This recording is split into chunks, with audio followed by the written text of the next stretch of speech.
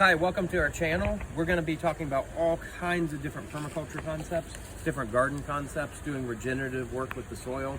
We have lots of joyful ideas to share. Some of these ideas, as we start coming up with the gardens of the future, you're going to realize these are actually the gardens of the past. These are ways indigenous people have gardened for thousands of years.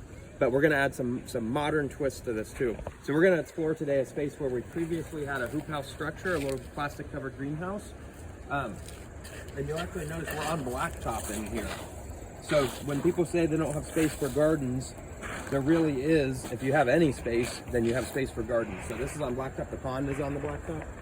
These garden beds are, and I'll show you guys where that edge is. So we had the ponds in here because as this previously was a greenhouse structure, they held in a lot of heat, so it was good thermal mass. They provided space for lots of wildlife. There's actually toad tadpoles in there now. We had leopard frogs, green frogs, bullfrogs, lots and lots of toads. So they would come out at night and they would help do pest control in our greenhouse structure. So that was a really nice addition. And it kept it warm, especially a little microclimate around here for herbs. So we have rosemary and mint. The rosemary's dying down now. We got blackberries still coming on. But because we love trees so much and we love food forestry, we kind of experimented with some trees in here too. So red buds popped up, so we left them. This is Cercis canadensis. So heart-shaped leaves, beautiful tree, short tree, and you get edible flowers in the spring. So we were obtaining yields from there. Or like this willow. We have a willow in here. Well, we could use that for a rooting hormone. You can actually also make like an aspirin substitute with that. So the trees in here had uses too. So in some ways we were trying to do like a little food forest inside of a small greenhouse structure. So we have some new garden beds, or some old garden beds that have been newly planted with garlic. And you see we have a red chicory that's actually labeled as an Italian dandelion, but it's a red chicory. So that's a great edible green. We planted that 4 years ago, and they are still popping up around here. So a delicious edible green that's just coming back on its own. The clover, we can eat that. We leave it for nitrogen fixing.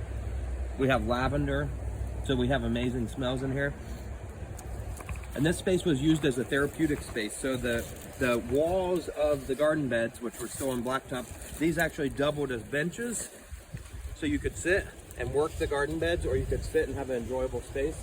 So the more we can dovetail activities together, the more we can make multi-function spaces, the more we're going to actually use these places, and then we're going to get more benefits from it, and we're going to enjoy being in the space more, and it's going to start building upon itself and creating a structure that keeps itself going.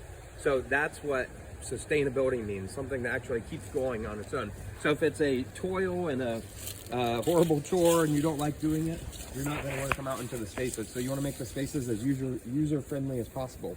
Monarda is done blooming now, but when you come out here and you can eat the Monarda flowers and you see hummingbirds that were coming in when we had the sides rolled up, it made it a space you wanted to sit down and relax in and take harvest from.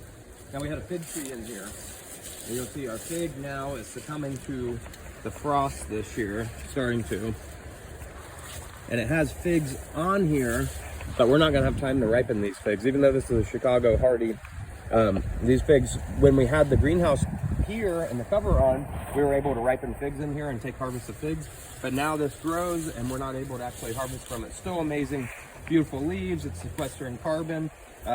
You could find all kinds of different uses for the leaves, but we're not getting the edible use we originally intended to get. So we have a lot of flowers mixed in, green-headed coneflower, gray-headed coneflower. We have jewelweed pops up all throughout here. So jewelweed is an amazing woodland, an edge flower that has blooms that the hummingbirds love to visit. And then it actually has seed pods, and they're about all done now. The seed pods actually pop and throw the seeds out. So that's a seed dispersion technique. Now jewelweed is used medicinally to create salves and lotions for poison ivy. So that's an amazing plant. This just pops up on its own because we have it around in the woods here. So although you wouldn't want to let it take over everything, it's such an easy plant to pull. So if you have native plants that are spreading throughout your space, that's just really nothing to complain about, especially when you have multi-use, beautiful native plants that attract hummingbirds and bees and butterflies. And then you can find another human use for them, another yield. and they're easy to pull out, so it's not like they're actually taking over things, even if they spread in there. Just not something to complain about. We love plants that want to grow in our gardens. So I said this was half on blacktop, so I want to show you guys. The edge of the blacktop is right around here. So this whole section is on blacktop, and then the garden beds are created with logs that are given to us free from tree service, or logs from on site, especially ash trees that have had to come down because of being killed by the emerald ash borer. But whatever the reason, there's multiple uses for these logs. They're holding in the soil, we can sit on them. They're keeping carbon in a pretty secure state because it's right here, we're not burning them up. So it's multi-use. Now this space back here, we didn't have to go up so high with our garden beds because this is in the soil. So a little less than half of it's in the soil and part of it's on the blacktop. But the reason we're moving this greenhouse structure is it was too close to our building here. So by fire code, it had to be moved. So that's why we're moving it. So we're gonna check out a new site. It's pretty much a blank slate, and we're going to try to come up with some design ideas. Okay, so part of our channel is going to be based on our model for education here at the school. So it's a 10-acre school. We have about 4 acres of woodland that are more like for restoration, and we have 6 acres with the footprint of the building that's going to be more for permaculture. So in our new walkway here, we have raspberries all down the walkway. We have basil planted. We haven't had a lot of time to develop this because these walkways just went in a few months ago.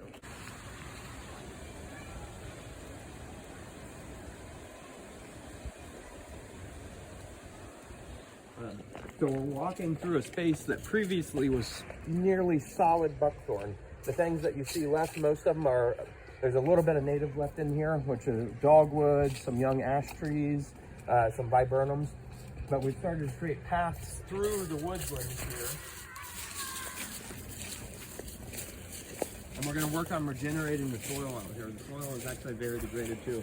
So buckthorn is a non-native species that kind of takes over the woods, monopolizes the resources, inhibits seed growth, and in lots of ways kind of destroys the structure of the soil. So we're building soil out here. So that space has been cleared from buckthorn. So just to even get this space started, probably nearly 100 buckthorn were removed from this space. So we're working in a pretty degraded soil. But we have a pretty much blank slate out here. It's kind of a fresh start. So we've done a little bit of bed prep. We're just starting some simple beds in here. We transplanted some radishes that may or may not make it. Everything just got watered, but it's not looking great right now. Some comfrey, which I'm sure will make it. And we have some peppers that we're trying to get a little season extension on. So these are some of the first garden beds that we're creating. There's actually an overlap with a little bit of a vernal pool back here on the backside. So probably in the spring, we'll actually roll this up a little bit. And have a space where the vernal pool comes into the greenhouse. We're hoping the extra watershed is going to actually flow into and then help this vernal pool to fill in. So vernal pools are temporary bodies of water that amphibians are able to complete their life cycle in. So vernal pools are an extremely important part of the Ohio woodlands around here. Look, so much swampy land has been drained that vernal pools are more scarce, and that means we don't have these amazing amphibian species, dragonflies, all kinds of cool stuff that lives in the vernal pools. So as you can see, there's not a lot going on yet.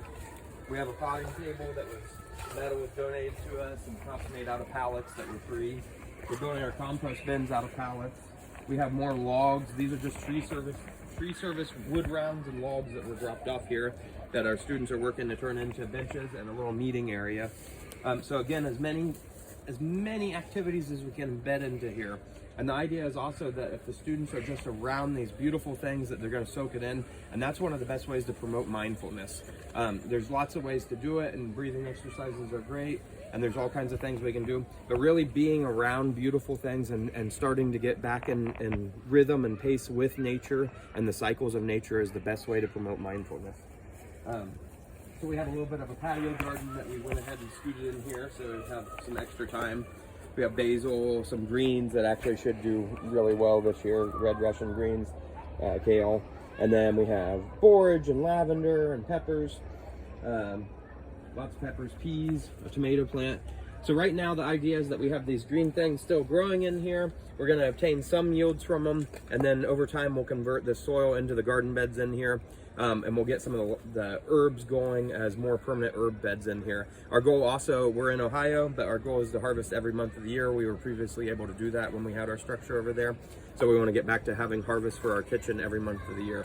So that means students actually work with the seeds, plant the seeds, tin the earth, grow the plants, water the plants, take care of them, and then they harvest and take them to the kitchen and they do the prep work in there and they eat them for lunch, and their scraps come back out to the compost, and then the cycle is complete. So we want to be in rhythm with natural cycles and start tying back into those natural cycles.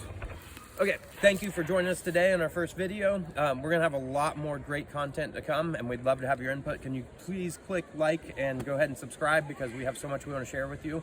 We should work together to partner to make this earth beautiful and wonderful, and keep working on it. So we'd like to have your input too. If you want to comment below, if you have experience creating or designing inside of a greenhouse, if you work with permaculture, or you just have ideas of what you would like to see in this space, please comment below, because we'd love to get some input from you guys. We want to partner together. Thank you.